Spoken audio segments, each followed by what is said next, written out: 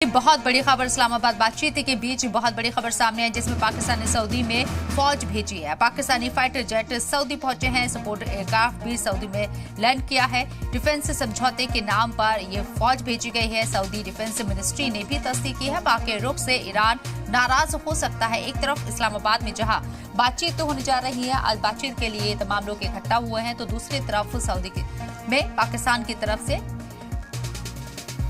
Force भेजी गई है और इसको लेकर ईरान नाराज हो सकता है, क्योंकि इस बीच जो खबर आ रही है पाकिस्तानी फाइटर जेट सऊदी पहुंच चुके हैं। सपोर्ट एयरक्राफ्ट भी सऊदी में लैंड कर चुका है। डिफेंस समझौते के नाम पर यह फौज भेजी गई।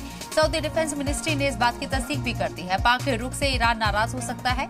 हालांकि ईरान पाक ये उम्मीद जाहिर कर रहा है, पाकिस्तान के जरिए उम्मीद जाहिर की जा रही है कि बहुत जल्द मुस्बत खबर सामने आएगी, लेकिन दोनों तरफ से टेंशन हाई है और अब तक किसी तरह की कोई मुस्बत खबर सामने भी नहीं आई है। ईरान और अमेरिका के दोनों लीडरान यहां मौजूद हैं। जेडी वेंस ने पाकिस्तान के पीएम शहबाज शरीफ से मुलाकात की है, तो दूसरी तरफ ईरानी डेलीगेशन ने भी शहबाज शरीफ के साथ मुलाकात की है। लेकिन अमेरिका और ईरान के बीच की जो बातचीत है उसको लेकर भी किसी तरह की कोई मुस्बत खबर सामने नहीं आई है, बल्कि टेंशन और ज्यादा बढ़ती हुई नजर आ रही है।